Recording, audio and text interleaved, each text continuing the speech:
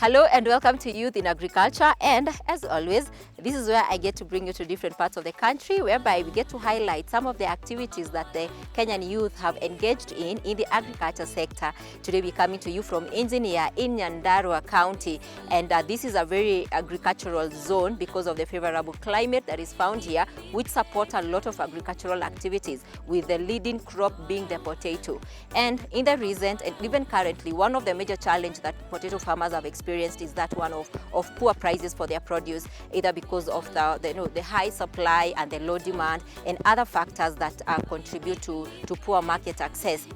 On today's episode of Youth in Agriculture, we get to meet Wanjuli Gashiko, who is a youth and she is into value addition. So what she does, she has subcontracted farmers whereby she buys the potatoes and value add. Currently, she's just interacting with the farmers right in the farm, and as she also gets to inspect and see if her produce is actually being grown to the standards that she expects. So come with me. This is Youth in Agriculture, and my name is Susan Mwangi.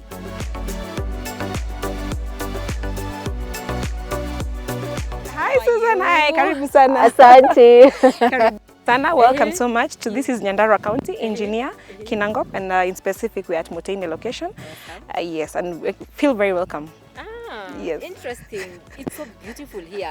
Maybe what kind of crops do you normally grow? So here very many different kind of vegetables grow here. We have peas, we have potatoes, but essentially what my area of interest is potato farming. Potato farming. So we work with farmers here. Some of the farmers we work with actually here, we can see from the farm around here. We grow different varieties of potato seedlings, and that's what I'd like to show you to the farm. Awesome. Maybe you can come and see what we have on the farm. Okay. Yeah. Maybe even before we get there, I would like to know, how exactly did you get into agriculture? Were you born and raised here? Did you come here just for work? Maybe just let us know. All right, thank you very much, Susan. So basically, my parents come from Nyandarua County, but personally I was born and raised up in Nairobi.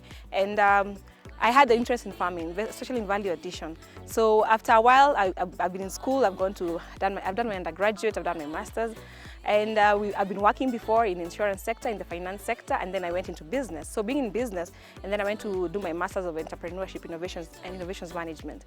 So I thought of the value addition area into the potatoes value addition, because we saw there's a huge gap. When the farmers do farm the potatoes, they actually go through huge post-harvest losses. They also incur lots of problems and challenges with their potatoes and their produce, and also the middleman challenges and the costing as well. So because of these kind of various issues that the potato farmers had, we saw there's a need for us to be able to try and create a product or a value addition section for us to get more market for the produce, and to also to enhance the lifespan of the potatoes, because they're highly versatile and they're highly perishable. So after the farmers do the harvest, they can't stay for that long. So we did the value addition. So, and I'll show you the products that we actually do. Yeah, so that we can be able to work with farmers. And of course, because we don't have a huge parcel of land ourselves, we actually work with other farmers as well. So we can be able to also give them market for their produce. Potatoes have different seasons, and they have different, they grow in different timelines, basically. So we have the planting season right now. There are some areas we actually are harvesting, and there's some we're actually spraying. So we have to work with different farmers so we can have the continuity of the produce. So here are the farmers that we work with. Uhoro wanyu, habari zenu, mko salama? Niko na wageni hapa na tumekuja kuona vile ambavyo mnaendelea kwa kulima. Hawa ndio ambao wanatusaidia kulima huku, na ndio wanalima huku kwenye shamba ya viazi. Okay.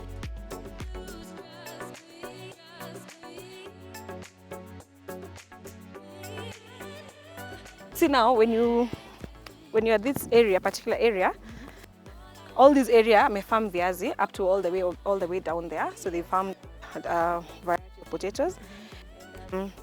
We actually at the spraying side, because right now weather conditions and everything else, we have to keep on taking care of the farm. Yeah, so we've taken care of the farm, and that's why now it's actually in a few weeks' time it's going to be very ready for the prime harvest. And I'm sure if you look at how the crop is, it's going to be very good produce at this particular point. You can't lack more than, let's say, a lot of what kind of tonnage. After I completed my studies in undergraduate, I decided I was working in the insurance sector, and then after a while I transitioned to the finance sector. And due to this, and after a while, I also went into business after all. And basically, I had a passion into doing value addition, into having a creation for something. So that is 3 years ago, I thought of doing something, especially in the potato farming.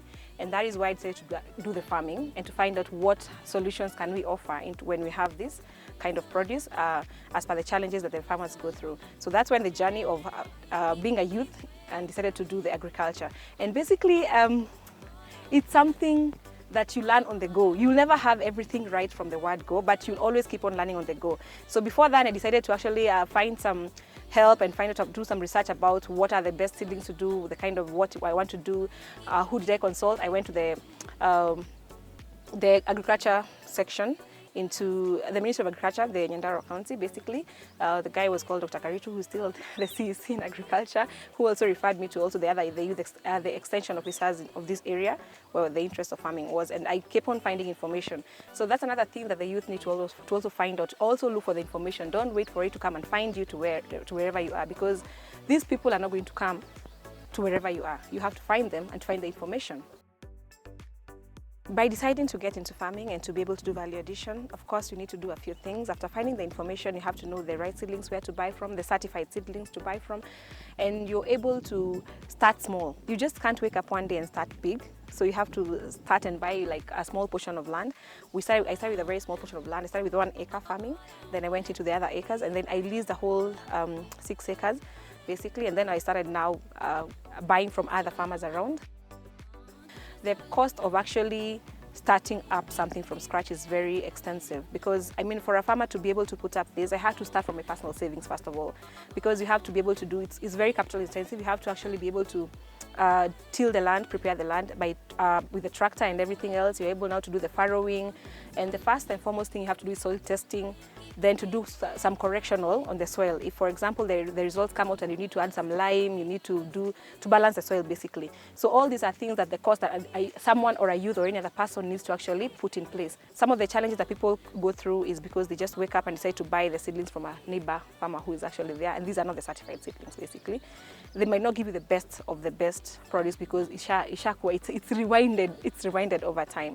And basically, when you're able to get a good produce, you have to use the correct type of seedlings and all the other things that you're able to get to this particular level. When you want to do something, basically, you have to look for the various ways of being able to achieve what you want to achieve. And if you don't have the capacity, you have to find the capacity. So you find people who are like-minded, someone who is like-minded like you, and you partner up together. Someone brings in what they can be able to bring in, and they bring in what they can be able to bring in, and then you're able to pull in forces together. After I had this idea, luckily for me, I have family who have some parcel of land around here, and of course they were leasing it out to other people. And when I floated in the idea, I was lucky enough to be able to get this land leased to me on a long-term basis. The good thing with this area for potato farming, you don't have a season. You can plant today, you can plant tomorrow, any other time, because rainfall is basically, we are blessed. I mean, I would say that, but sometimes when it's dry, some of these products are able to withstand that, and you're able to still get some produce out of the farm. So I wouldn't say exactly you can plant in March or April. So within that 1 year, when you plant a seedling, a variety that can be able to take you 3 months, imagine you can have 3 seasons in that 1 year, or 4 seasons if you may. But majorly it's 3 seasons because you have the preparation, the everything. There's a time frame that's actually lost in between. So you can say you have 3, in 1 year you can be able to do 3 seasons, and you've already paid leasing for that 1 year. At first it's challenging, by the way. It's very challenging because the first time we planted everything, I wouldn't say it went very well, but we still persisted. Persistence is key. For potatoes, you also have to take this as your baby. And when you do, as I say, the first and foremost thing, you have to do your soil tested. You have to get your soil, before you actually plant, you have to test your soil. Let them know the levels of the pH, let them know what nutrients they have and what is required, and if there's blight in the soil. So when you get those results back is when you're able to do the control.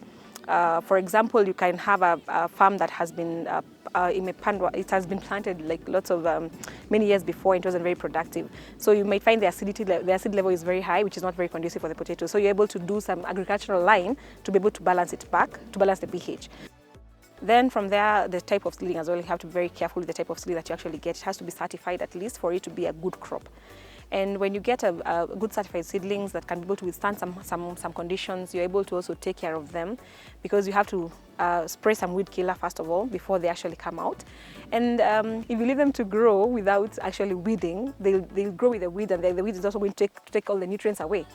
The other thing you also have to do is actually to actually input manure. When you do manure, it actually gives you, it's an organic way of them to be able to get the soil composed in a certain type of way. And the type of fertilizers you actually use will also be able to aid your seedling to be able to be of good quality. The other thing you have to check also is about the spraying that you do, because the control mechanisms that you do, because potatoes are very sensitive to blight, and especially when it's very cold and then the blight is there, it can actually burn off the whole of this area and you can completely lose your produce. So you have to be very careful with the blight as well.